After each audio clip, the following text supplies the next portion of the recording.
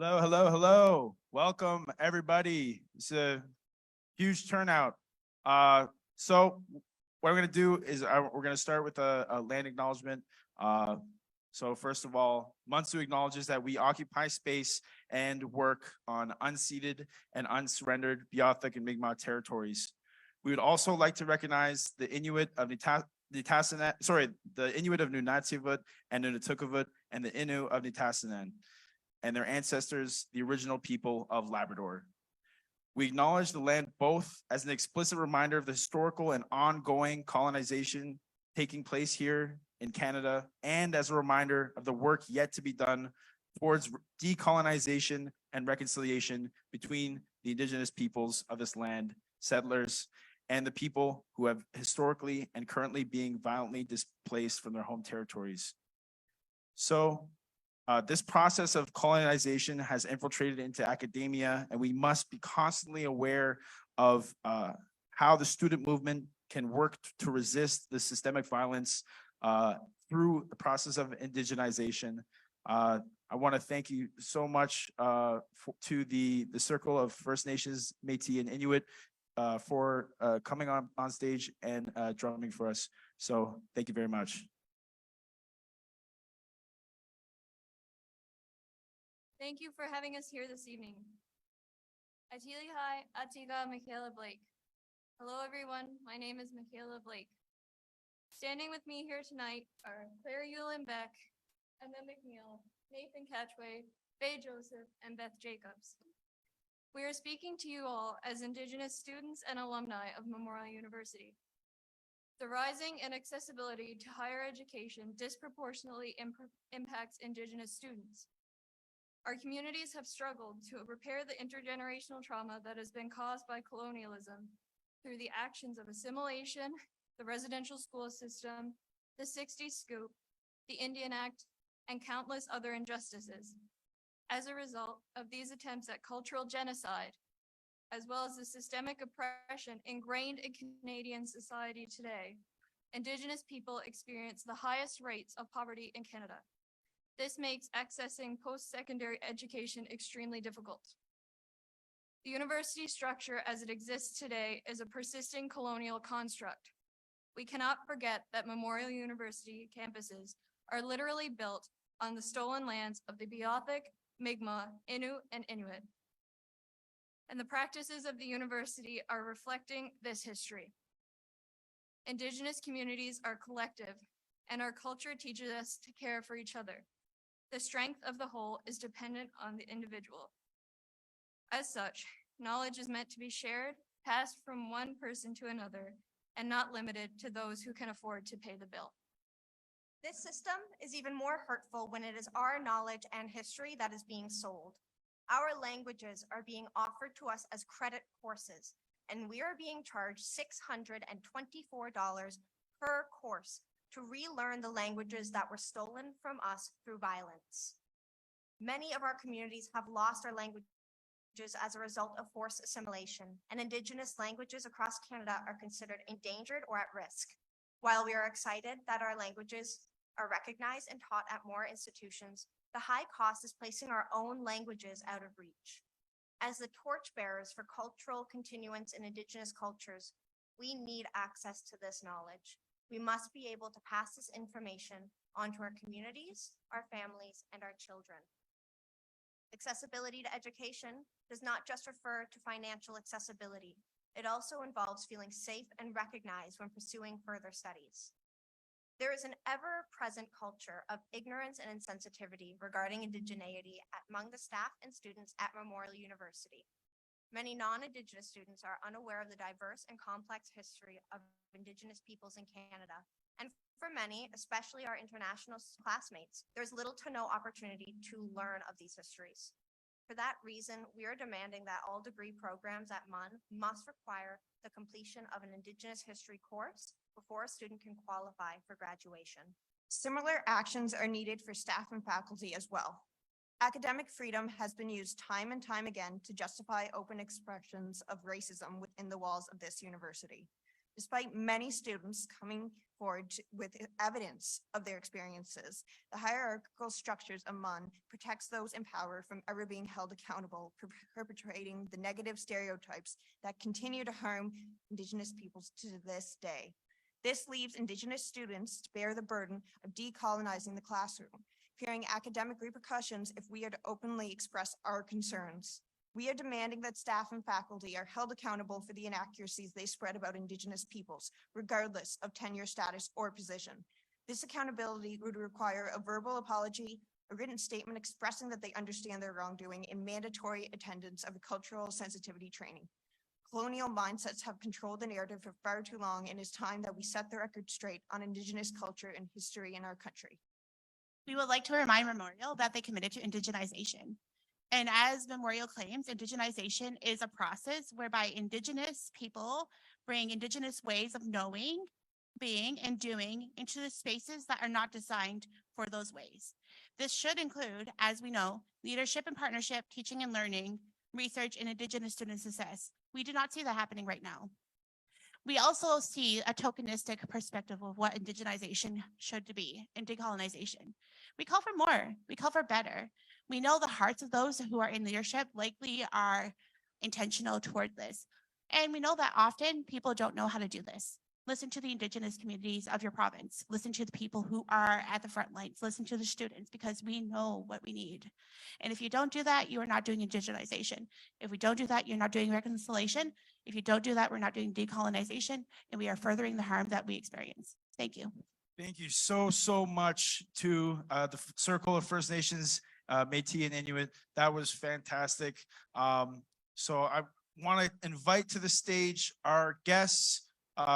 We have, starting with Jennifer Lokash on the left, the Provost of MUN. We have Neil Bose, the temporary president of MUN. We have former Minister of Education, current Minister of Health, representing the provincial government, Tom Osbourne.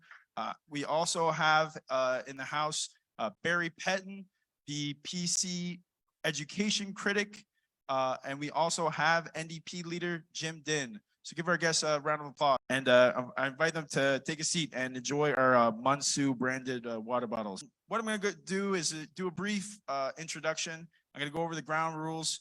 We're going to have basically it's going to be a 2-minute opening remarks from each of the members here. There's going to be then a series of questions that we have prepared, sent in from students. And then I'm going to open it to the students in the crowd. We want to prioritize students' voices, so we'll be asking for students' questions from the crowd. So let me just jump in. In this past couple of years, we have seen a disaster and a failure happen at MUN regarding the $68.4 million cut to the tuition offset grant. So what we're hearing and what students have shown en masse in the thousands of petitions we've had, in the protests we've had, in the constant discourse that we have, is that tuition is too expensive. We cannot afford to continue this way as a province, and we cannot afford to continue this way as a university. This cannot go on. I'm really excited to see how much momentum that we've been building in this fight.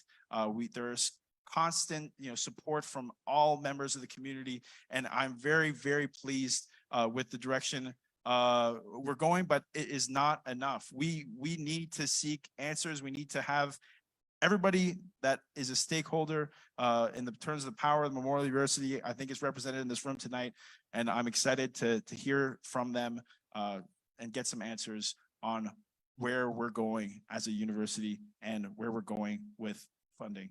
So I will invite the provost, is it Pro-Tempore or the Provost Pro-Tempore of Memorial University, Jennifer Lokash, for a 2-minute opening remarks.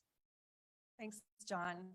Thanks everybody for being here. I've been in this role for about 6 weeks now.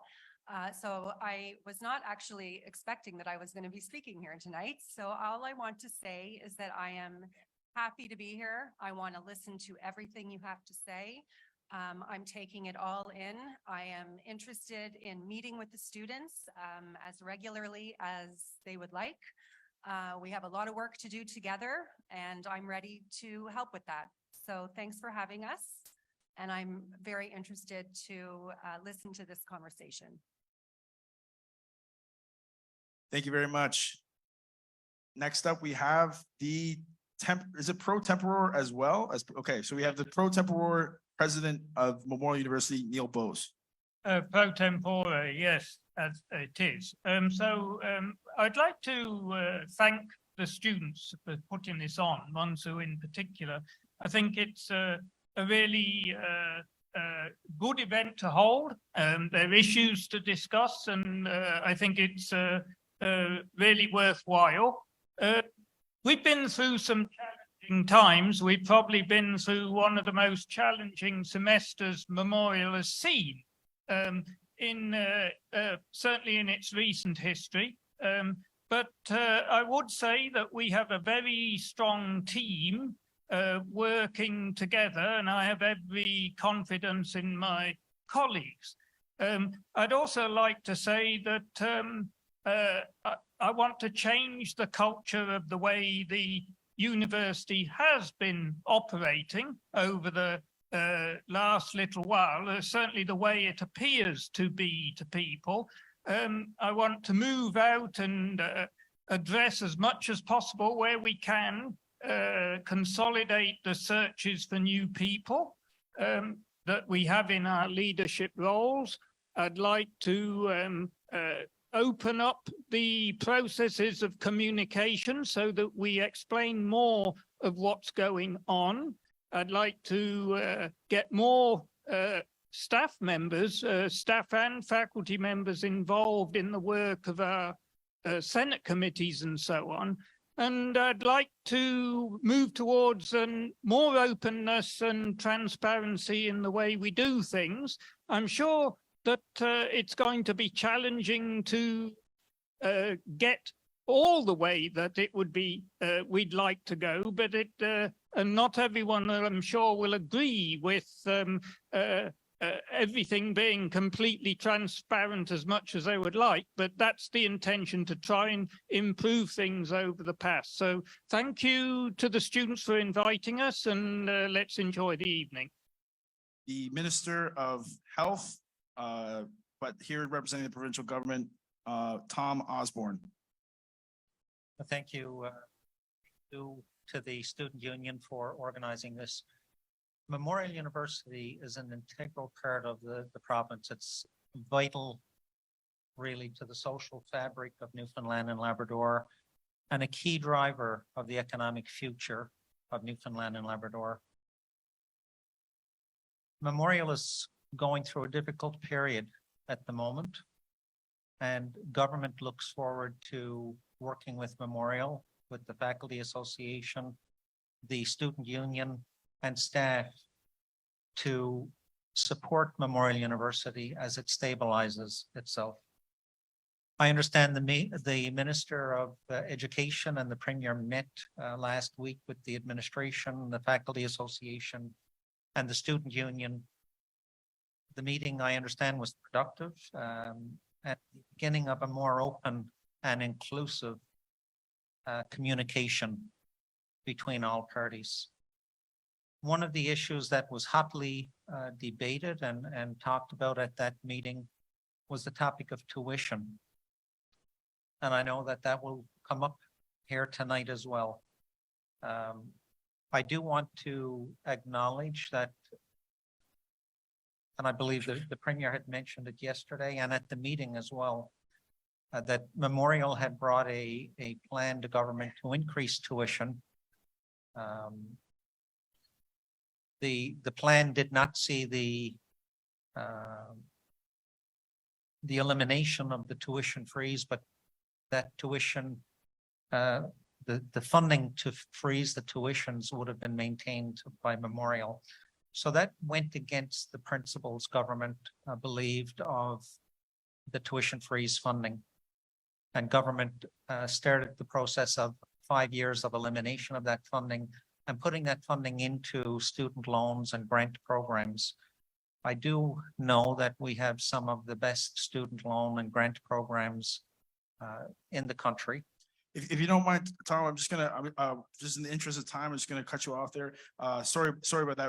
Just as we move on through, we want to make sure everybody gets a chance, and I know we have a tight timeline, so we'll get back and hear a lot more from Minister Osbourne. Sorry about that. Okay, let's go on to Barry Petten. Thank you, John. It's a pleasure to be here, and it's nice to see so many faces around. I know some people, not all. Back in my day when I went to MUN, I might date myself, but this wasn't the breeze what I used to attend, and I had a lot of good times. Actually, sometimes I tell you I had too many good times, but I had a lot of great memories when I attended MUN back in the day, and it's nice to be back here. I just want to be brief, of course, only a couple minutes to say hello, but I know a lot of you attended the House of Assembly today for question period, and hopefully you'll come back someday soon. Maybe you'll never come back, who knows, but it's always good to see people in the gallery and got a vested interest in what happens in the province, and of course, education in MUN is very important to us and to our caucus, and we know it to the people of the province. So it was good to see you here today. I look forward to the questions coming tonight. And on one other note, on a very personal note, I got news today. My daughter is actually a student at MUN, but she's convocating next month, end of May. Actually, she finally got her marks today, so she's a very happy child, and I'm a very happy father. So it's good to be here, and I look forward to the conversation. Thank you.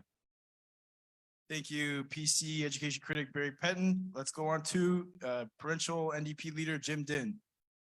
Thank you, John. Thank you to the students for organizing this. A little bit about myself. I'm the oldest of 7 children in my family. I graduated university in 1981. And interesting, all seven of the children, my 6 siblings and I graduated from MUN with a degree. My dad worked at the railway. Mom worked at home looking after us.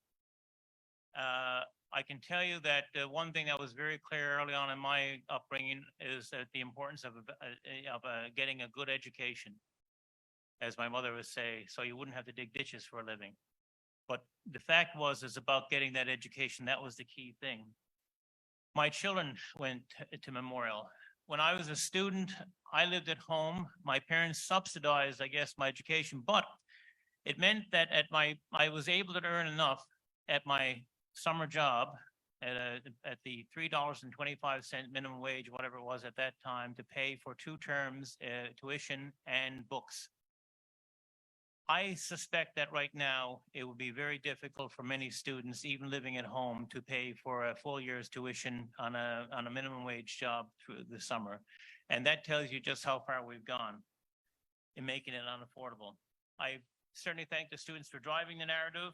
To me, education is a public good, a public right. It's not a commodity. It's not part of a market economy where this basically goes to the highest person who's able to afford it.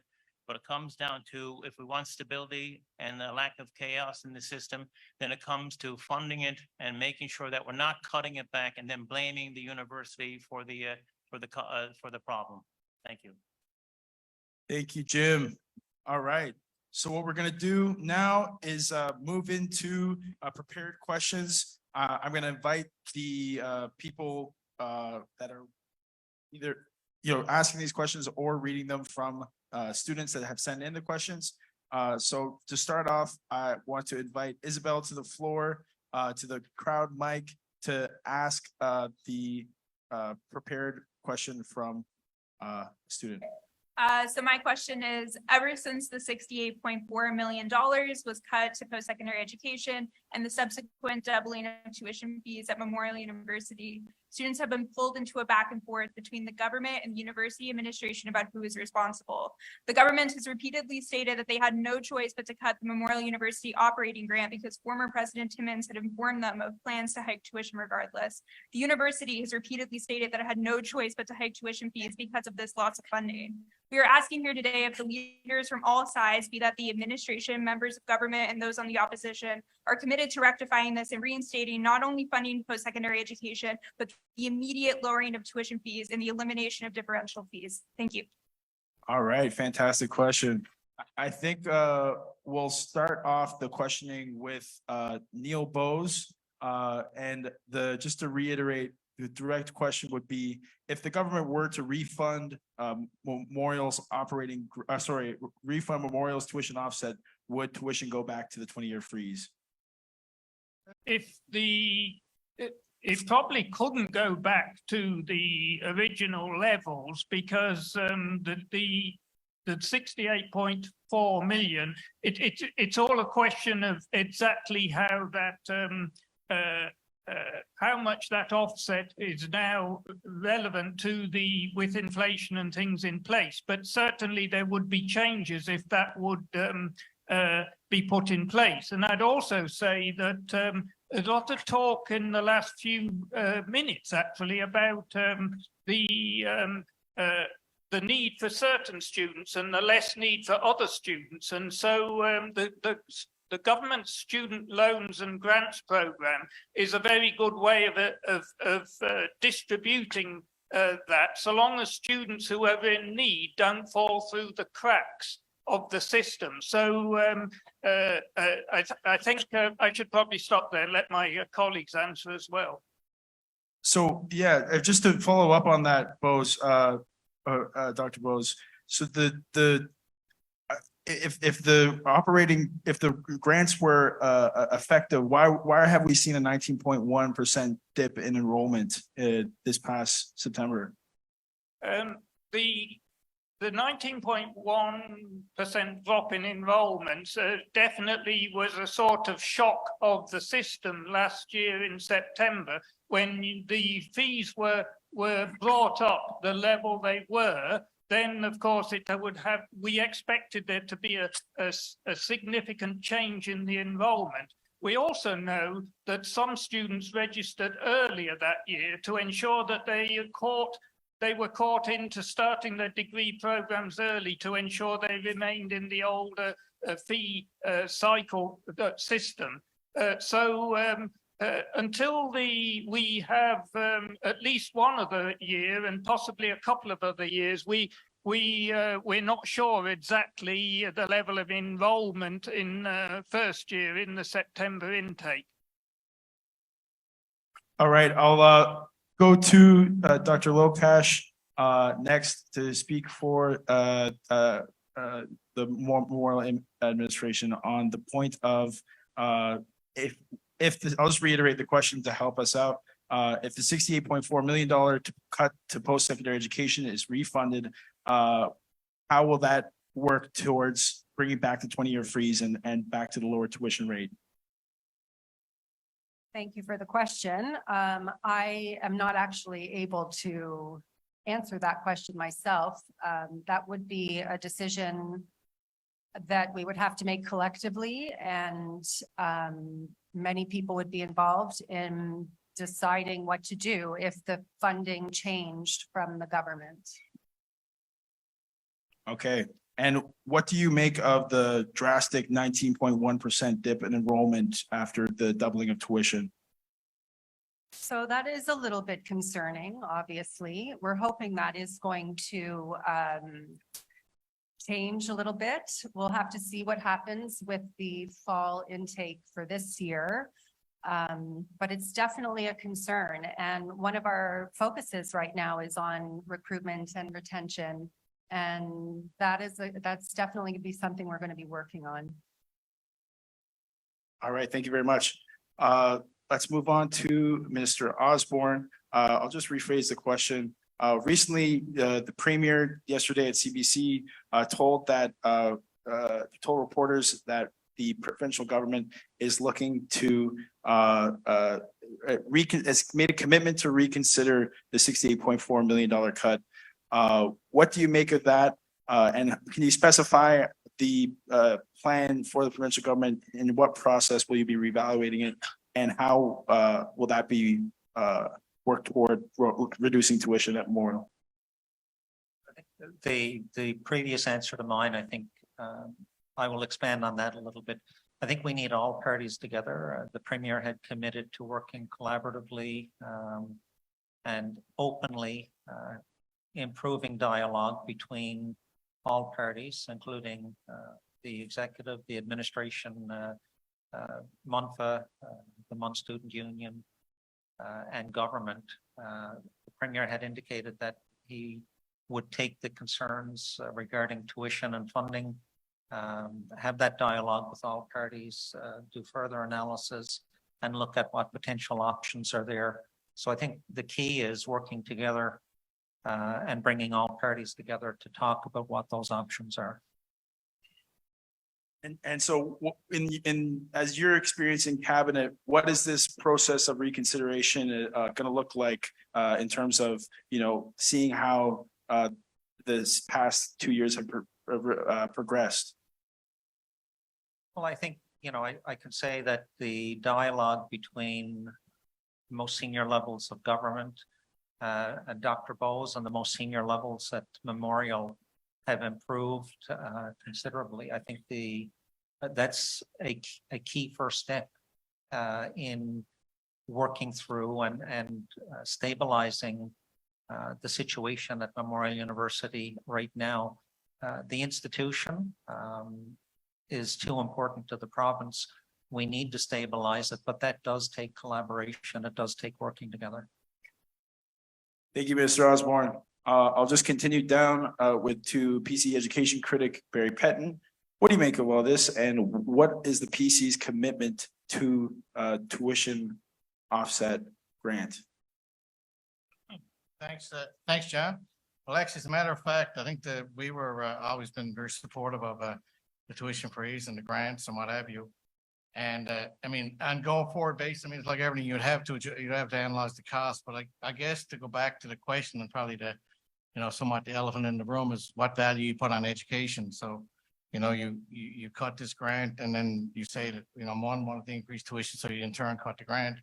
And I met with President Timmons after the last budget, and they were notified budget day. And as a matter of fact, I brought this up in the House of Assembly today when myself and the Premier were having a bit of back and forth. And, it seems like nobody wants to take ownership of what happened. The first thing you need to do is have the conversation, and it is what it is, but stay while you've done it, and this is why you've done it, and then accept it, and then you move on and you deal with the issues that come from that. But you find a lot of times, and unfortunately, sometimes all politics gets caught up in no one wants to take the blame. And, it's so much, it's unfortunate, but we as a caucus have always been very supportive of MUN. To come out and make a blanket statement, whether you would implement another freeze again, I guess you'd have to adjust the numbers, there's no doubt, as you move with times. But we're very supportive of affordable education. I believe it's very important for people in this province. This is our only university. It's one we should be proud of. I know I've always been proud of, and I think most people in the province are proud of.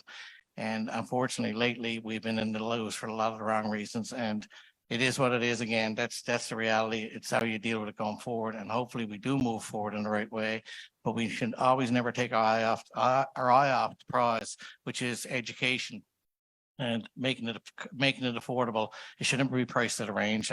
What price we set, I guess we could discuss. Thank you, critic Petten. Now I'm going to go on to Jim Dinn, NDP leader. So let's be clear. Let's talk about rolling back the cuts that have been made and restoring the funding and taking into consideration inflation as well. That's been part of our platform for quite a while now, even to the point of moving towards free tuition. But I think you start with rolling back, and then you have the discussion as to how we move beyond that. But that's the discussion piece. And that brings me to, I guess, the question, and the part of Isabel's question that spoke about who's responsible. I taught in the public school system, and I always many teachers felt the school district was a convenient whipping post for a whipping boy for government, because really it depended on a school district depended on the funding from government to make it work. If things weren't going well, it was convenient to blame the district for it, but the district was hamstrung by the resources it had. I saw that day in and day out, especially when you would go looking for resources for students and you were told by government officials, by the department, to find those resources within the fiscal envelope that you have. make do. Don't ask, you're not getting it. So I think it comes down to, if we want to start at rectifying this problem, it's about where we put our priorities. Do we give subsidies to multi-billion-dollar companies, or do we start investing in an institution that's here for the public good, that's for the to make sure that everyone is able to afford an education, who wants to have that education without going into debt? You should be able to, at least living at home in St. John's, be able to earn enough if you to pay for your tuition out of your summer earnings. If you can't do that, there's something horribly wrong. Too many of our not-for-profit agencies who depend on government, they haven't had their funding cut. That's the government line in many cases. But they haven't had an increase that keeps pace with inflation. And to me, if it's not keeping pace with inflation, then it amounts to a cut. And someone, you, will be bearing the burden. Let's now go to our next question. We have Jawad Jawad Chowdhury coming up to the front to ask a question. Hi. Okay, so my question is very specific to Minister Osbourne. When MCP card was first when MCP card was first introduced for international student, it was for the entirety of their study permit. In the years since the program has developed to international students having to reapply every 12 months, and delays in processing often meant that students have to go weeks and months without access to healthcare. Can we get a commitment, as said by Premier Fury when students met him last week, that MCP access will be expanded to the full length of one study permit? I also have another part of the question that pertains to the university administration. When we renew our MCP cards now, it requires a $10 enrollment verification fee in order to get that enrollment verification. What will the university commit to for removing barriers to international students' healthcare? All right, for this, we're going to start off with Mr. Osbourne, then go into the opposition in opposite order, and then we'll take the second question to members of the Memorial University administration. So to start with Mr. Osbourne, just to reiterate, the question is 12 months, every 12 months, international students have to renew their MCP. Can you commit to the full length of their study? So I think when MCP was first introduced for students, MCP for people living in the province was a lifetime. It's now renewed every 4 years. The reason it was renewed every 4 years is because there were so many for residents. It was every 4 years renewed. That's what it currently is now. And the reason for that, we found that we had literally thousands of people living outside the province for decades, but still charging MCP for their healthcare in Alberta or Ontario or likewise. We've also found with international students that if a student dropped out of programming or moved to another province, they were still charging MCP in Ontario or Alberta for their healthcare coverage in this province. So that was the reason the 1 year renewal came into effect for international students. The same reason the 4 year renewal is in effect for. It's so that the international students do not have to pay the $10 fee in order to get a MCP card and make sure they have access to healthcare. So I to answer in a somewhat different way, because I'm not too, I don't have the detail on the $10 fee particularly, but I will say that during the years of the tuition freeze and various cuts from various governments, what has happened is a relatively complex set of fees that students are paid, which is not really the ideal situation. So I think the priority for us is to simplify the system, and if we were to see additional funding from government, what we would like to do is simplify our student fee system so that students can be clear and not be charged a series of different things for different outcomes and different parts of the to enable students to be more clear about exactly what the fees are. Oh, thank you, Dr. Bose. And to clarify, in order to access MCP, one has to have proof of registration with Memorial in the form of an official letter. And in order to receive that, international students every year have to pay $10 to a third party. It used to be directly through MUN, but then MUN hired a third party to collect that fee. I think that's really, when it comes down to MCP coverage, international students deserve that coverage, and they should not have any roadblocks to that coverage. Dr. Lokash, do you want to speak to that? It's nodding here, John. I agree completely. There should be fewer barriers. There should be a simplified process. International students should not have to spend 4 years worrying about their healthcare while they're here and in their programs. They need to be able to focus on their studies. And I think that we would be interested in looking at ways to help with that. Yeah, if we could just go back to Minister Osbourne briefly to go full circle. So we come back down to the 12-month renewal was put into place because the worry of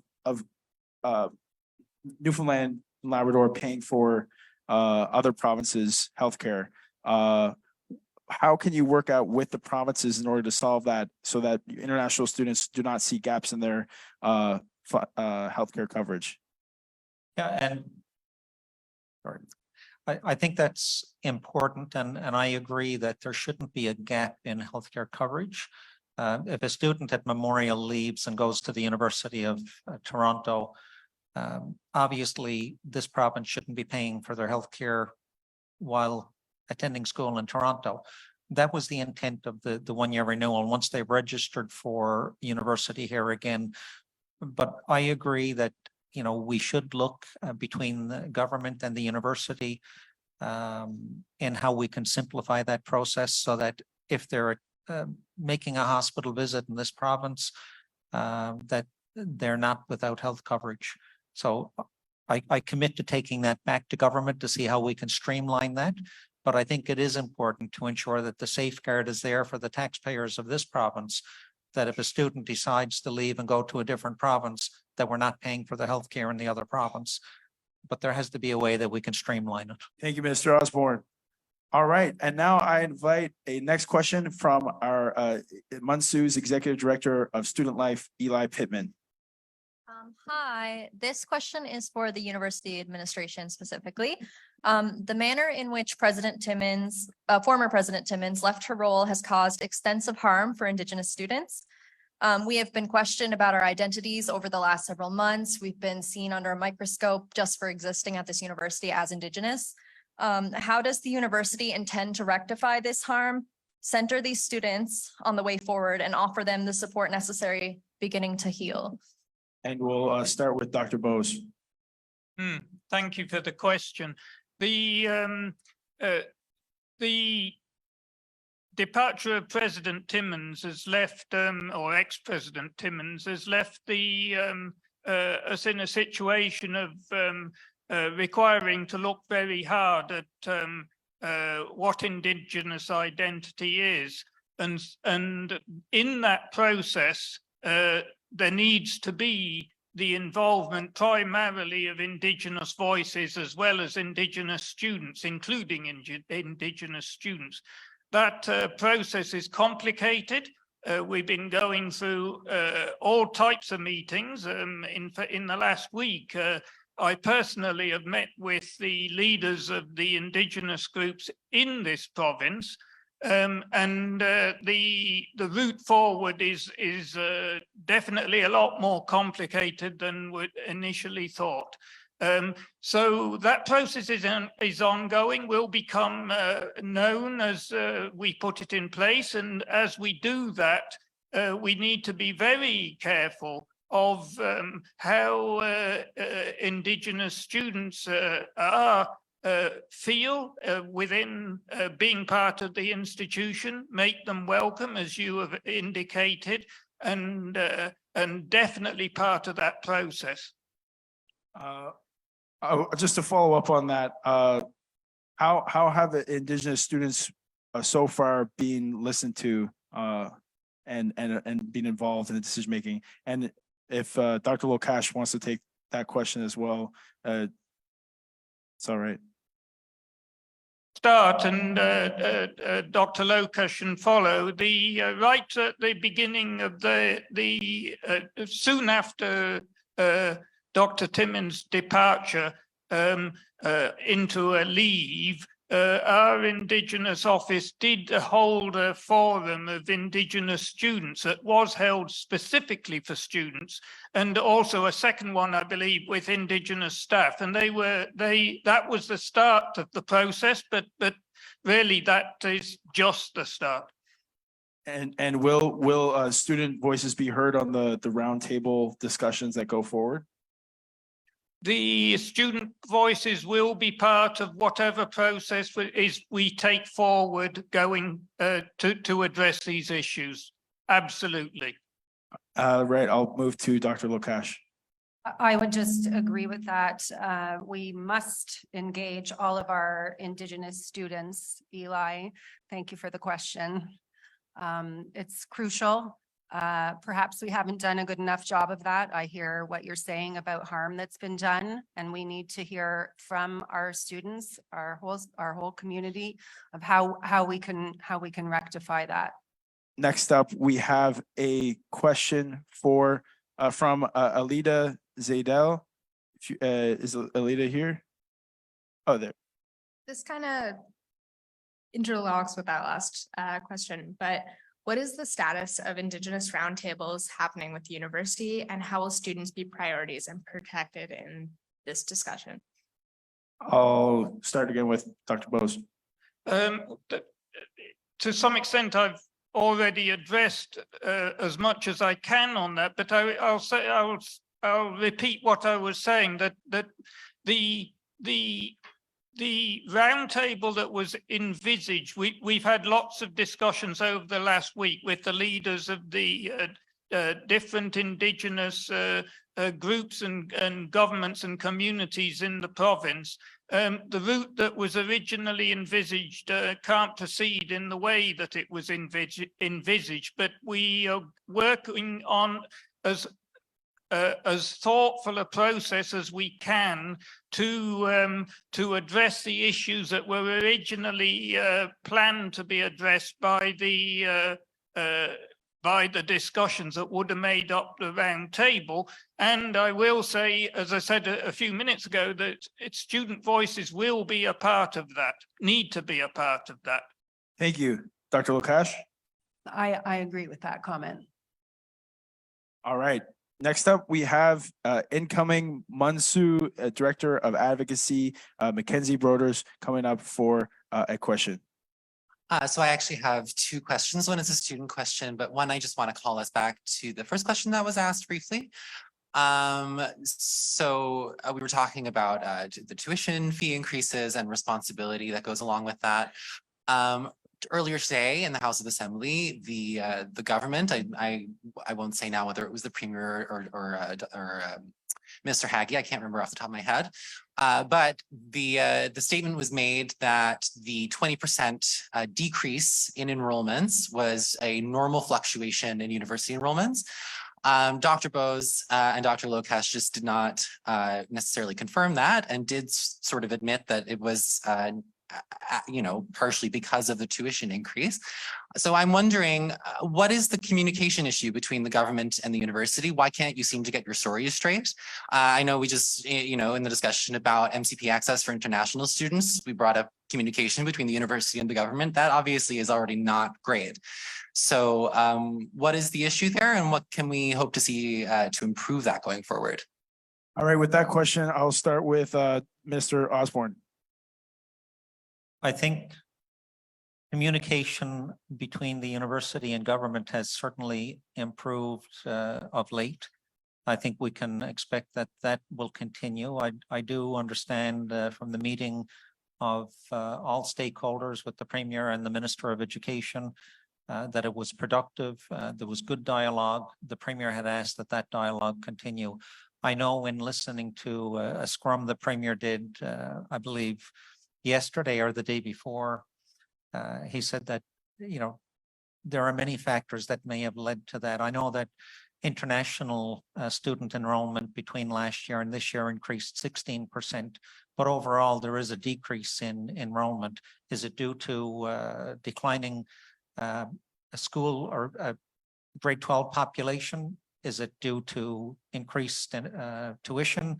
Is it due to COVID? There are many factors it could be due to. And I think it's important for government and the university and all stakeholders to evaluate what those reasons are so that we can properly address it. Just to clarify the record, the increase in enrollment comes from graduate students, it's a graduate student program. Specifically for undergraduate, this 19.1% drop immediately following the doubling of tuition. Do you think that there, you know, may be some kind of causality going on here? To Minister Osbourne? There's no question that the increased tuition has an impact. You know, is COVID an impact? I would say it probably is. As the decreased population an impact, I would say it is. I know that when I was in high school, there were more children than there were, you know, I think there was five children for every senior, and today there's 2 seniors for every child. So I think across the country, you're seeing domestic enrollment decreasing in many of our post-secondary institutions. Is tuition a factor? Absolutely, it is a factor. But I think, you know, it does warrant having a good look at what all of the factors are so that we can properly address what those factors are. We do know that immediately following the tuition increase, we saw a 16% increase in international enrollment. So while tuition is absolutely a factor, it didn't have the same impact on international enrollment as it did on domestic enrollment or graduate enrollment. So I think we need to have a good understanding of all of the impacts on all of the factors. I'm just going to get, before I get to the opposition, I think we're really close on honing in on this 19.1% drop. If we want to just ask Dr. Bose, this 19.1% drop enrollment comes from overall undergraduate enrollment for the September of last year. Is this correct? There was a drop in enrollment September last year of the first year undergraduate enrollment. And it almost certainly was a result of the increase in fees. But as I explained earlier, because of that increase in fee expected, there was also an increase in enrollment in the previous semester. And if we compare the enrollment this semester and the coming semester, the spring semester, I should say, the coming semester, with it's the same as pre-pandemic levels. So that you know, fluctuations in student load are very difficult to track, but where you're seeing a spring semester now is the same as pre-pandemic levels, that's a very good sign, obviously. And for those who may not be well acquainted with the spring semester, it's a very, you know, there's a few courses offered, but it's not really the whole picture of an undergraduate degree. It's mostly for filling in gaps. Just for added context, but let's go to the gentleman here patiently waiting. We'll start with Jim Dinn if we're going back. It's interesting because, you know, when we talk about numbers, 19% is a significant number. If we had a 19% decrease in population or increase in population, we count it significant. 19% drop in enrollment is significant. I was just thinking then of a constituent of mine, a single mom on income support whose son was attending university and had to drop out. Tuition increase. And I guess on a very personal level, that's the effect, what it means. That's someone who is not being denied access to university or not being able to access it, not because that person lacks the academic capability, but purely financial. And I guess if we look at it, I go back to a comment I made in my opening statement about how we look upon education. If it's a market economy, then education is a commodity to be bought and paid for by those who can afford it. It sets up inequality and inequity.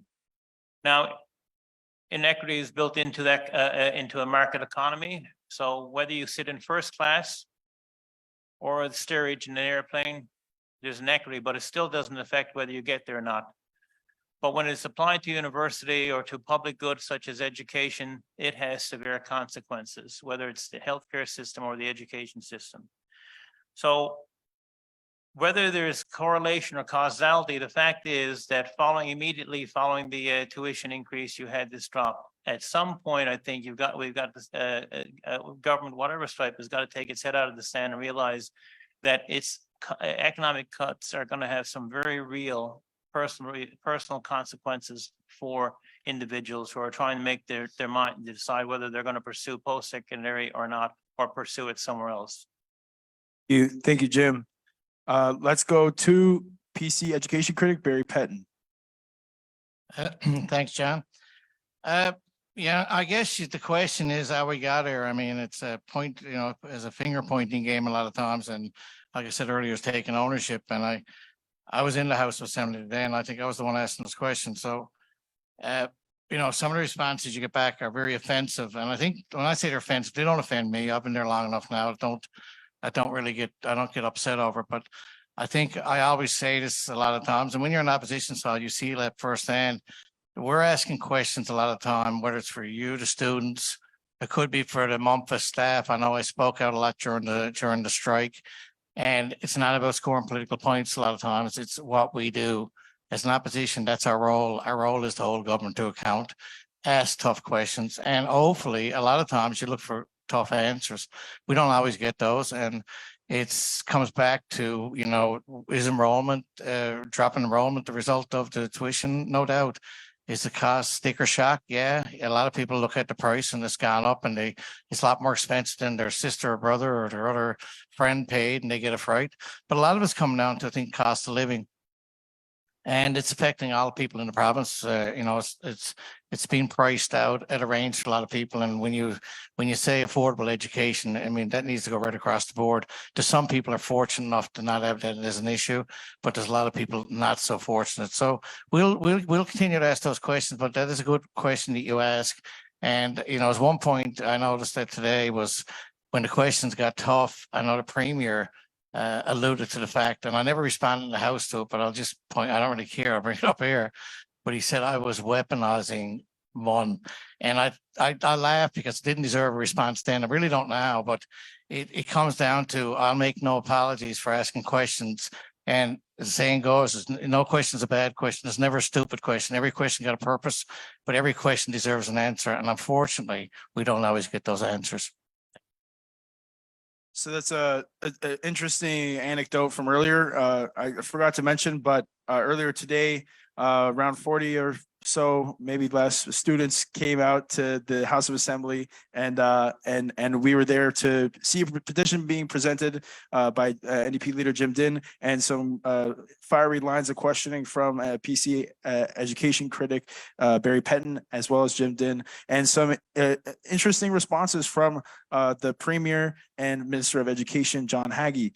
So what we didn't hear was a reiteration of the commitment to refund or to reevaluate the funding to tuition. What we did hear was an accusation of the other side demonizing and weaponizing Memorial. What do you make of that, Minister Osbourne? I mean, I'm here to provide answers to the questions that are being provided or asked this evening. I can say that again, the meeting among stakeholders, I think, is the way forward. Oftentimes, the House of Assembly is theatrics. I think everybody understands that. The reality is here, even tonight, finger pointing or politicizing, I don't think is going to resolve the issue, but I think communication and dialogue and working together, which is the commitment that has been given to all stakeholders, that is what's going to resolve the issues. And that's what I'm interested in. I've always been interested in how we resolve issues or find solutions to the problems. And I think working together and that dialogue that has started. And I believe I wasn't at the meeting, but I did have discussions with the Premier and the Minister of Education. And I was told that the meeting was very productive, solid dialogue. And I think that's what we need to stick to. Thank you, Minister Osbourne. Mackenzie, do you want to come up again and reiterate or ask the second question? I'm going to pick this up because I'm way too tall.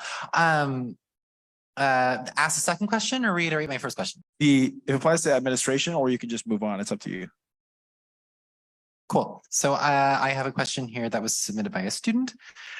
There have been commitments now made by the Premier, the NLNDP, and the PCs to support additional funding for post-secondary education and the reduction of tuition fees. In the event that funding is returned and further increased to the university, is there a commitment from the administration to ensure that the funding goes back to students through the reduction of their tuition fees? Great question. Let's go to Dr. Bose.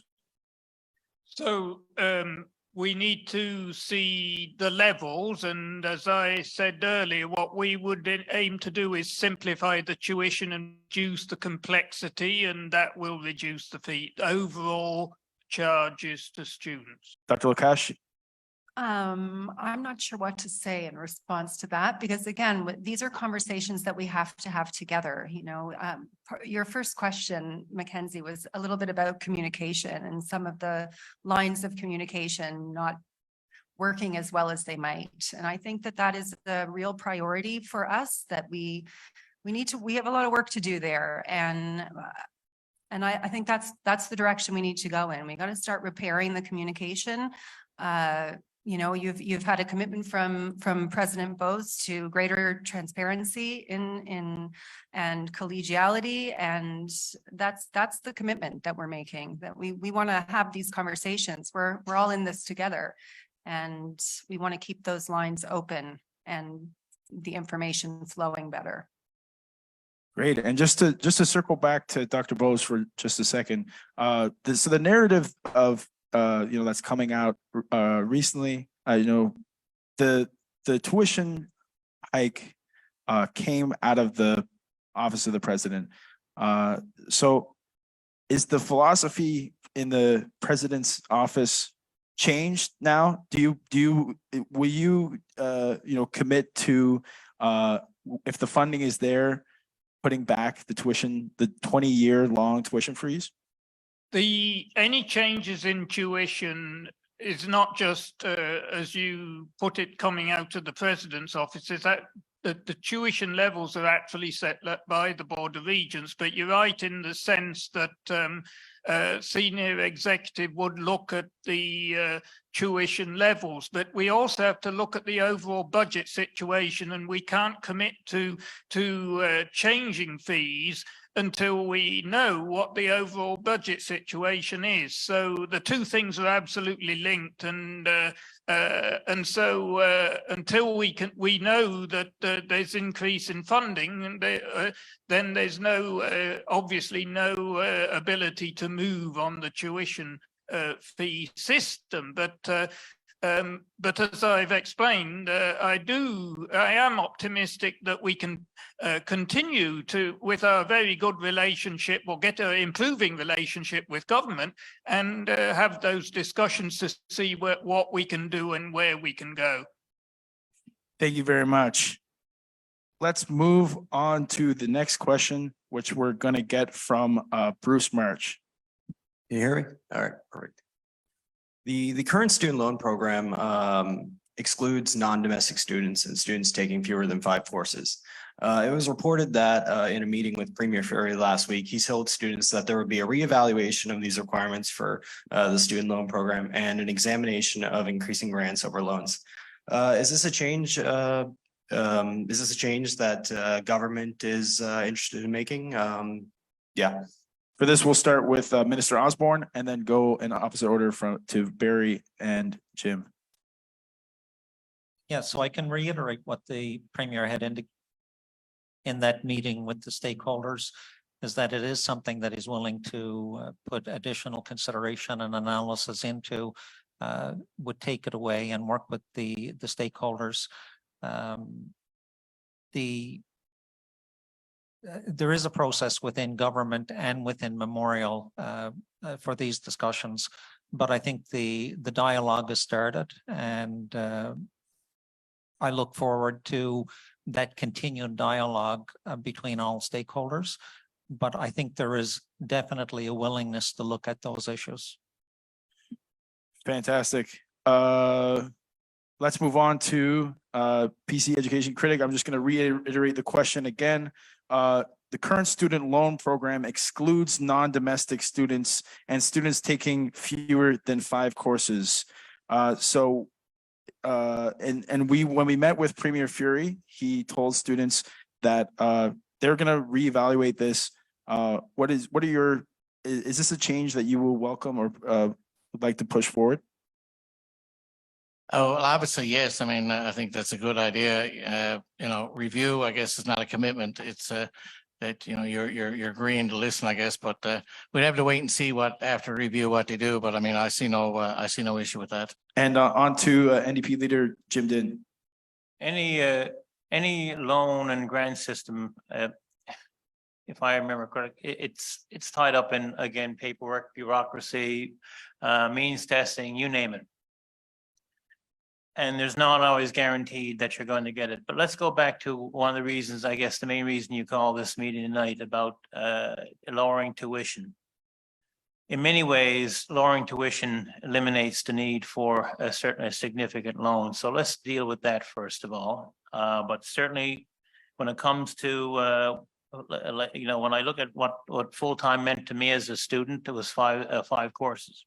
However, less than 5 doesn't matter. If they're working towards that, it's immaterial. So let's make, I guess, the university post-secondary education truly accessible, whether that's through a loan and grant system that's streamlined, simplified, and inclusive, or a tuition that's affordable and inclusive. Thank you.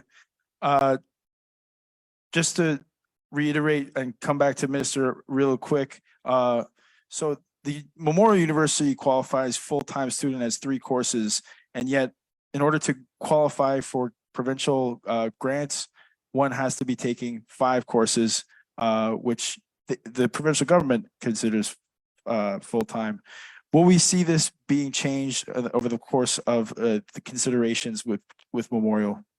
In the answer to the last question, I think there is a willingness to look at that. The student loan and grants program in the province, I think, is one of the healthiest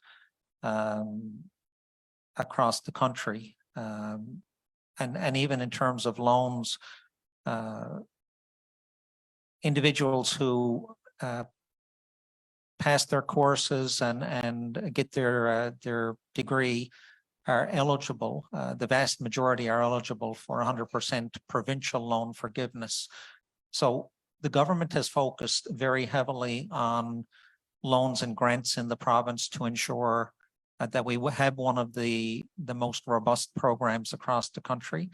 In terms of the question, the course load and what qualifies for student grants, again, I think there's a willingness to look at that.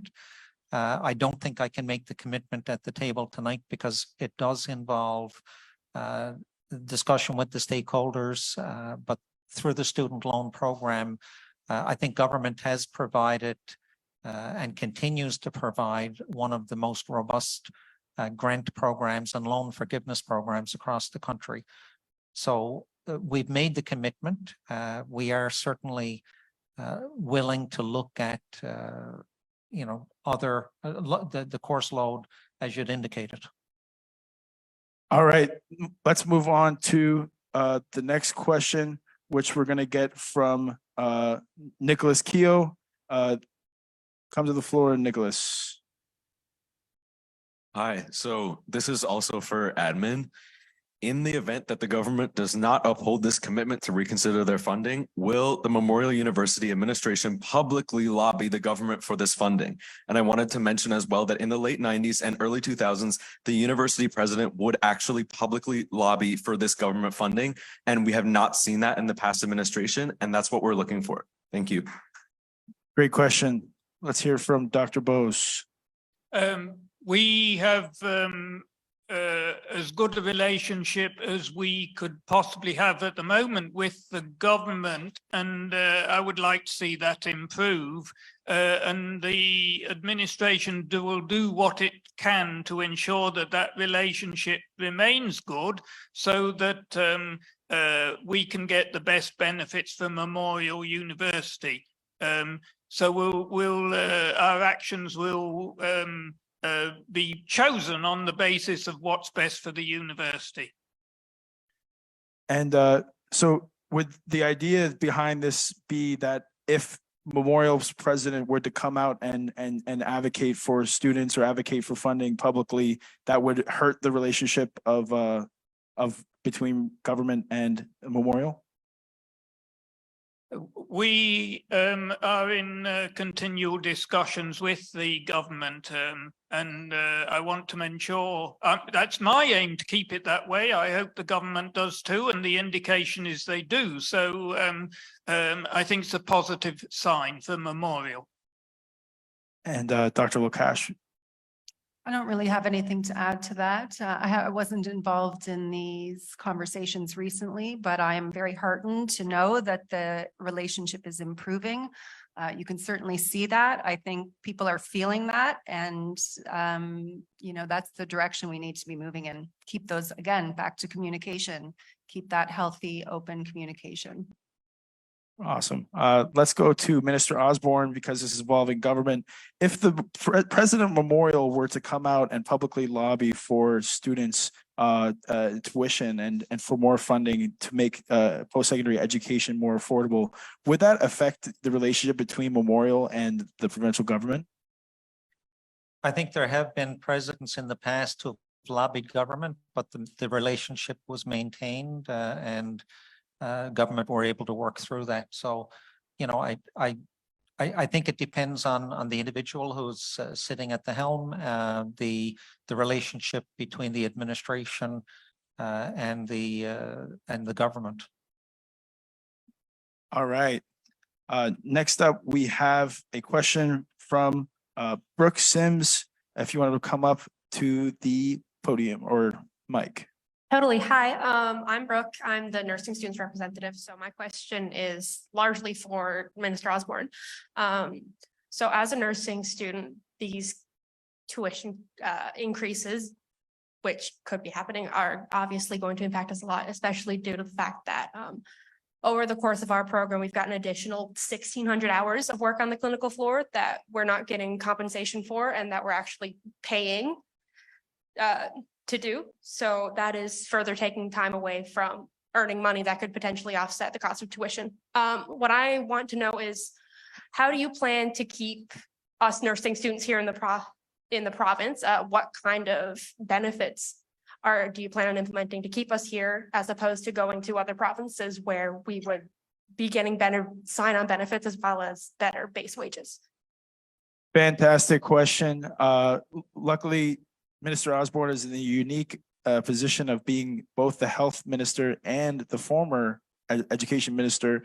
So just to reiterate the question, how can nurses afford to be paying to work 400 hours of semester in placements as well as education? And yeah. So to answer your question, because it is an excellent question, there's a global shortage of healthcare professionals. It's being felt in every province across the country. It is globally competitive as we are looking to recruit healthcare professionals. We are competing with every other jurisdiction in the country. So there is a tendency for graduates to look at what the incentives and the bursaries and so on are. We have some of the most attractive recruitment to bring people into the province in terms of the wages and the incentives that are being offered for nursing students who become nurses or existing nurses within the province right now. The RNU and government are sitting at the negotiating table currently, and as we speak, those negotiations are ongoing. I think they will address what the remuneration will be going forward, what retention incentives will be going forward with the RNU and with members of the RNU. Thank you, Minister. And we'll go to NDP leader Jim Dinn. Thank you, Brooke, for that question, because as a teacher, we do the same. Basically, you do your internship and you pay to do that and to get credits for it. I've never understood the logic. To me, it's a devaluation of the profession and the work you do. Yet, I guess if you look at it being an engineering student or a business student, you still pay in, but you're also getting, you're actually making money that you can use towards offset tuition and so on and so forth. To me, it's never made sense. To me, it seems that when it comes to jobs that involve like working with people, whether it's teaching nurses, not but social workers and so on and so forth, it comes down to that there's an expectation you pay into to get your training. There's no compensation for it, yet you're doing the work in a school system as a student teacher. You're still teaching a class. If you're a nursing student, you're still doing vital work. They're mind you under supervision. And to me, work should be paid, period. Thank you. Now to PC education critic Barry Petten. Thanks, John. I also agree it should be paid too. And, we're dealing with a healthcare crisis within the province. And, retention and what have you, and the retention bonuses, as the minister states, there's something that they're doing, which is fine. But I think it's a holistic approach too. It's a cost of living issue. It's a housing issue. It's affordable education issue. We're dealing with childcare issues. It's a full on approach. If you want to, educate the nurses, keep them here, deal with the healthcare crisis, and give them the proper supports and payments while they're here, I think it's just more than money needed to make these necessary changes. And I think nursing right across the board in our healthcare system throughout the province, these are challenges we all face, and it's real and needs to be dealt with in a more timely manner, in my opinion. Thank you. I'll just give, I know it was 2 minutes is not a lot of time to give a question. So thank you so much, guys, for being brief and succinct. The great question from Brooke Sims and it was a two-tiered question. The one tier was the retention of nurses. The other tier was the payment or lack thereof, the actual having to pay to work in order to get a nursing degree, and how that may be related to the nursing crisis. I'll invite Minister Osbourne to speak to the 400 hours around for a semester that is needed to get a nursing degree and that is unpaid in the nursing system. Thank you. And you're right, 2 minutes, as I found out, starting off is not a lot of time to make comments. So we did address the retention issue that you'd asked in terms of the internship and paying for that versus being paid. I actually made a note of that when my comment time was up. That is something that I'll commit to looking into. I will commit to looking at a jurisdictional scan as well to see how it is dealt with in other areas, so the commitment is we'll look into it and investigate what the possibilities are. Thank you, Minister. And I do apologize. And it was the only one person I've cut off, and I'm sorry for that. It was not intentional. But we'll move on to the next question. We've got the next up. We have a question from the Circle of First Nation and Métis and Inuit, and it's going to be delivered by Isabel Ojeda. Hi, folks. So this question, is in solidarity with Indigenous students and the circle, as John mentioned. This is specifically directed to Dr. Bose. So it was mentioned that Indigenous language and history courses are currently being offered at MUN, yet they cost over $600 per course to attend. How is the university working towards making this traditional knowledge accessible not only to students, but especially free to the Indigenous students who have had this knowledge stolen from them? This is in trust of responding to the Truth and Reconciliation Commission UNDRIP commitments to Indigenous self-determination and human rights of Indigenous nations. Thank you. Thank you for the question.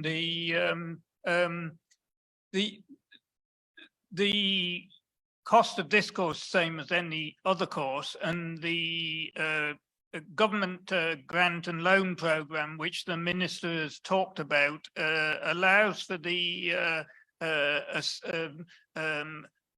reduction in or at least payment back to students to cover this on the basis of need. So depending on whether the Indigenous students fall into that category would depend whether they get the support or not.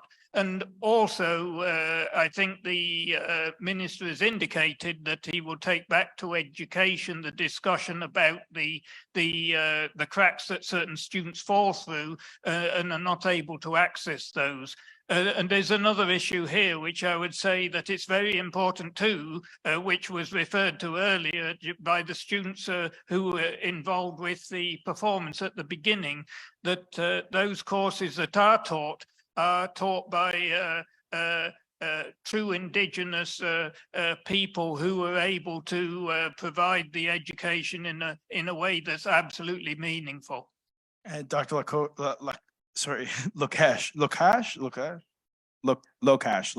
Okay, there we go. Thanks. You got it. I would just add that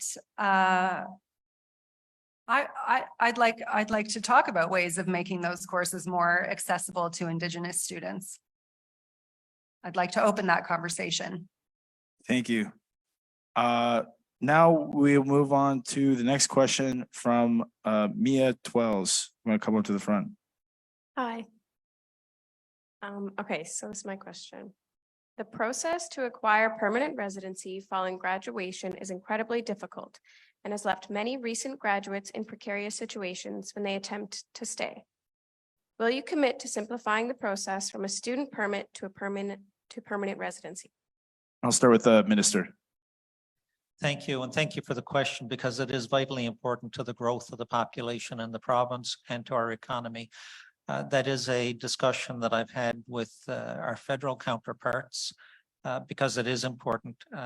What's even more egregious, if you're at a publicly funded institution in the province, the pathway is easier, even though it's not easy enough. For our private post-secondary institutions, there is no pathway from becoming a student to a permanent resident and a work visa. But those discussions are ongoing. We recognize the importance of that, not only to the students who wish to stay and contribute to the province and the economy, but to the province itself. So hopefully we'll find resolution. Thank you, Minister.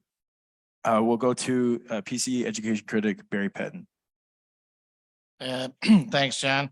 I wouldn't have much more to add to that. I think the minister is a good sign that they're talking about this. I know red tape issues sometimes slows down the process. Anyone deals with anything in government, and that's something that's I'm glad to see. And if we want to grow our population, we need to reduce as many of those barriers as possible, because I mean we need to make this place as attractive as possible, and that'll be one step along the way to help the process. And to Jim Dinn. The simple answer is yes. It's only last week where I was having that discussion with one of our staff in our office. I haven't had to deal with too many issues of people seeking permanent residency, but the ones that I have, I find them complicated, almost opaque as to figure out how to get to find a way through the process. And extremely difficult on the people who are seeking permanent residency in a province where we have an aging population, and we're in desperate need of younger people to make this place their home. and to grow the population, to grow the economy, to make this a prosperous place. I think let's make this as easy as possible.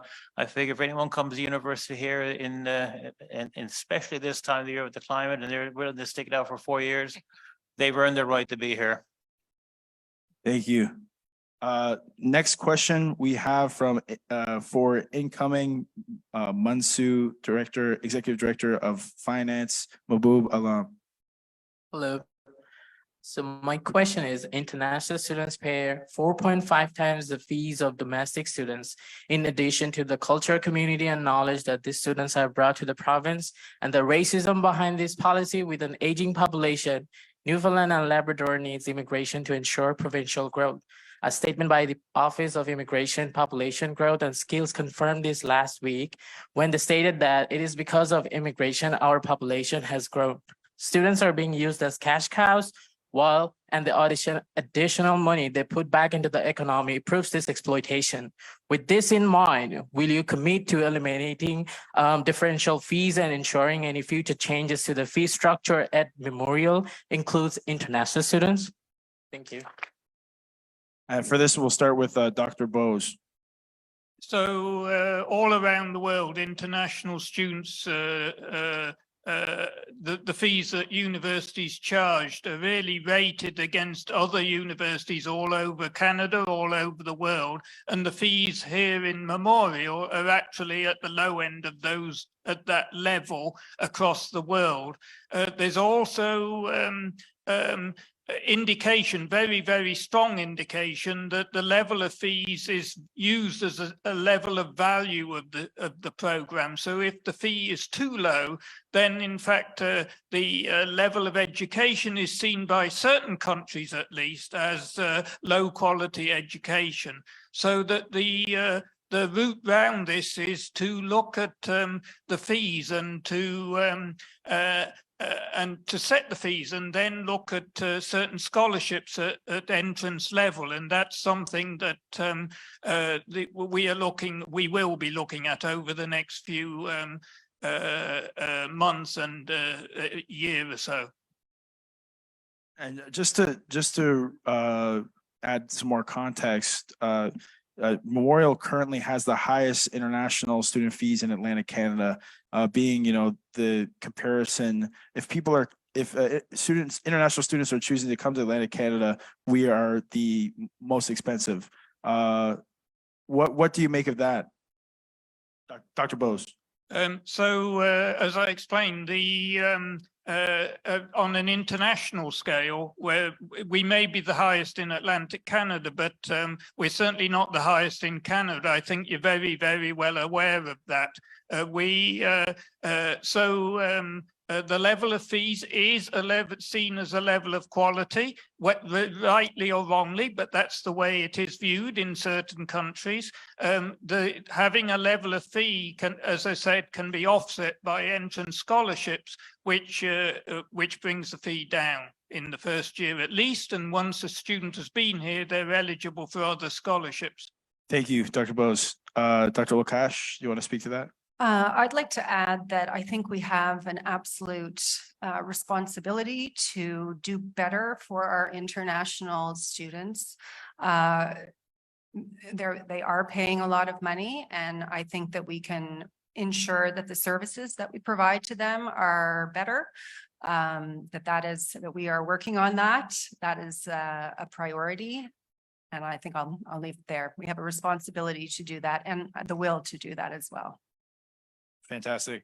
Let's, in the interest of time, we're going to move on to the next question from incoming Marine Institute Student Union President Aidan Parsons. Forgive me, John, but I do feel the need to be long-winded for a minute. Dr. Lokash, Dr. Bose, Mr. Osbourne, Mr. Petten, Mr. Dinn, good evening. I have for you tonight an easy question, but a point I find people oftentimes need to be reminded of in conversations such as this.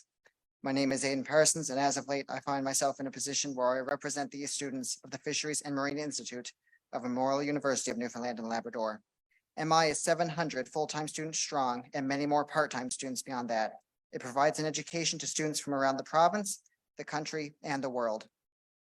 It provides an education to the next generation of seafarers, ocean mappers, naval architects, and ROV technicians. And it trains the next generation of offshore oil field workers and the next generation of pollution control specialists. But so often, MI is overlooked in conversations pertaining to Memorial. While I appreciate that certain infrastructure is in place to include MI in university processes, I seek a commitment from our administration to continuously seek out the input of MI students in Memorial decisions. And I seek a commitment from our government and opposition leaders to continuously seek out the input of MI students in conversations which directly pertain to Memorial, as any conversation which directly pertains to Memorial directly pertains to the Marine Institute. Thank you. I'll invite the minister to speak on that question. Mr. Osbourne. So I apologize, my hearing is not the greatest in this area. So if you could recap for me, because I think it was largely a question about how we can keep the Memorial decision-making and questions of Memorial be informed by the voices of students in the Marine Institute and the importance of the Marine Institute to the economy and the province of Newfoundland and Labrador. Okay. So in terms of the relationship between Memorial and the Marine Institute, I think I'll leave that to the officials at Memorial. We do have in Newfoundland and Labrador 50% of Canada's ocean economy.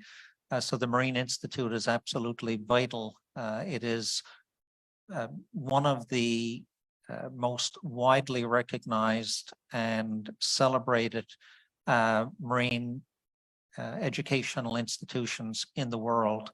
So it's a gem for Newfoundland and Labrador. I'm proud to say my daughter is actually accepted for enrollment at the Marine Institute in September. In terms of the recognition, I know while I was Minister of Education, the former head of the Marine Institute and I had a number of meetings on the promotion of the Marine Institute and what it offers to the province and to the economy. And we'd undertaken a number of initiatives that I'm actually quite proud of. Go to NDP leader Jim Dinn. Thank you, John. And like the minister, I'm not sure if I caught all of the question, but I'm going to try to approach this from the point of view of the fact that I was 32 years a teacher, 4 as an LTA president. Education has always been a priority to me, regardless of I was in the K-12 system, the public system. Post-secondary, I don't care where you're going for post-secondary and public education. It's all valuable, whether it's Marine Institute, CNA, Memorial University. It comes down to making sure that that people have that access, because in the end, and I do believe this is not just words for me. If you want to look at the greatest resource, you're sitting here in this room right now. There are the students who sat in front of me in my entire teaching career. If we want to talk about a renewable resource, a valuable resource, is that investment in our future, then it's an investment in all post-secondary education and in the students who attend it. Simple as that, and the teachers who work there. And now PC education critic Barry Petten. Thanks, John. Yeah, no, I mean, it is an easy question, I guess. We, everyone has a voice. I mean, if you're at Marine, or you're at Kona, you're at Memorial, you're at Grenfell, it's all post-secondary education. Everyone and attends either one of those institutions deserve to have their voice and their voice heard loud and clear. If one of the Memorial are advocating or speaking on their behalf, they need to have their views heard as well. So I think it's a pretty easy question and it's a pretty easy answer, but it's a very important one. Thank you. Great. Let's go on to Dr. Bose. Well, I'm a naval architect and I'm an ocean engineer, and I, in my former institution, I was actually the principal of a maritime college, very like the Marine Institute. Maritime matters are important to me personally, is what I'm trying to say. But I'd also say that all Memorial's campuses are important, and it's very important for us as an administration to make sure all of those voices are heard. And one of the ways Memorial has done that is by having VPs of our campus, of the two main other campuses, one the Marine Institute, the other the Grenfell campus, and they sit at our regular now twice weekly meetings of senior executive, and those voices are heard. And through them, the student voices are there at all major decisions that are taken. Through the Vice President of the Institute, of the Marine Institute. Thank you, Dr. Bose. Just go to Dr. Lokash. Thanks, John, and thanks, Aidan, for the question. Yeah, we've got MUN students on 4 campuses now. Grenfell, well, 5 really. Signal Hill students are living there, Marine Institute and St. John's campus. And you asked about a commitment to involving students in decision-making and governance, and we want to involve all of our students and all 4 of the student unions in all of the decision-making that is going to be happening. So we do have that commitment. I personally have that commitment, and I offer that to you today. Thank you, Dr. Lokash. Next up, we will be going to Bert Power for a question. He's also doing the sound for the event, so. I got to run back to the soundboard in a second, so I'll just take it here. Thanks everyone for coming. I've been at MUN for a while, and this is my last semester. And when I first came, it was tuition was the deciding factor between me being able to build my life here in my home province versus needing to go to Nova Scotia, like so many students did. And now there's nothing that would prevent me from leaving. And that's a really weird thing to consider finishing up my program, that the version of me that would be going to university right now would not be able to consider Memorial as an option for them as a working class rural Newfoundlander. This just wouldn't have been an option. I would have gone too far into debt, more than I already am. And I'll just start with that. And then I have a very specific question because I was executive director of student life with MUNSU when the tuition hike was announced. And we met with the then President Timmins before she went to the media. And we had a conversation about it where she broke the news to us because she said that it was important that we know first. And one of the things that she highlighted as being very important to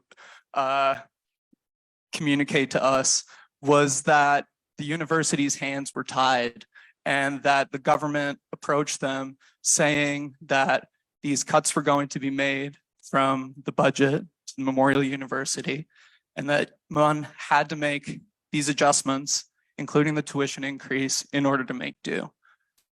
Later on that summer, then Education Minister Tom Osbourne, who I thank for coming, was on Issues and Answers, where he opened up his part of the program by saying that the university upper administration approached the government looking to find a way out of the tuition freeze, and that this was something that the university needed the government's assistance to work out. Later on that year, when myself and the other executives and the representatives from MI and the other universities were meeting with several vice provosts, who many of whom are here today, I asked President Timmins at the time what her opinion was, what the upper administration's opinion was on then Education Minister Osbourne's comments that the university approached government looking to get rid of the tuition freeze. President Timmins at the time said that the university and the government held separate truths about who approached who and whose motive, who initially pulled the trigger on beginning these conversations about when would the cut happen, and then when would the tuition raise happen. There are two separate truths being held by some of the more important institutions in our province as far as whose decision it was. And a lot of the language tonight has been about the responsibility that we all need to take and move on, accept that things have happened. You know, we need to have some acceptance about these bad things that have happened. Nobody's at fault. Everybody's hands were tied, but that's not true. these conversations were initiated and someone had a plan, and we have a representative from the government who was the education minister at the time. We have the president, who was a VP I could be wrong about that, was a VP at least at the time. We at the very least have VPs in the room right now, and it's just a very specific question that I'm going to ask a follow up on if it isn't clear. Who was the initiating party in the conversations around the government cuts to the operating grant for Memorial University and subsequent tuition hike? And I'll start with Tom Osbourne. Okay, I got the thumbs up from the moderator, so I think I'm on deck. We were presented with provided a presentation from President Timmins indicating that they were intending to increase tuition. We're hoping to keep the tuition offset funding as part of the operating funding of Memorial University. So the history on it, quite simply, I met with the Premier after the presentation. The offset funding for tuition freeze was meant to be tuition freeze funding, not operating grant funding. We had subsequent meetings with President Timmins around the topic. The decision was made by government to reduce over 5 years. So we're into the second or third year. There was two years of reduction on the $68 million. So I think it stands at about 41 or 42 million still provided in tuition offset funding today. But the decision was that if the tuition freeze was lifted, tuitions were going to increase. That the purpose of the tuition freeze funding was to freeze tuitions, and the decision was made by government in that year's budget to phase out the tuition freeze funding. Great. So just to double back on that, so my follow up on that for Minister Osbourne is, if this came out of the previous president suggestion, and now that president is gone, turmoil has hit the university, 19.1% less students are registering. Why not take the approach now to say, that approach went wrong and let's switch it back, and let's, if it comes to it, mandate in the Memorial Act that tuition offset funding has to go into students' pockets through lower tuition. Why not roll that back now that we know that it's been a disaster?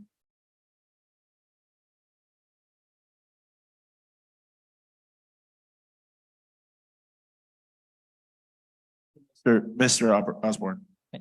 So I think that's the purpose of continuing dialogue. And, the Premier had said that he will look at the issues, continue to dialogue with all stakeholders. I think the intention is that all stakeholders will continue to work together and talk on the issues. Thank you. Sorry, I just have a follow-up. So thank you so much, Mr. Osbourne, because this has been driving me crazy for years.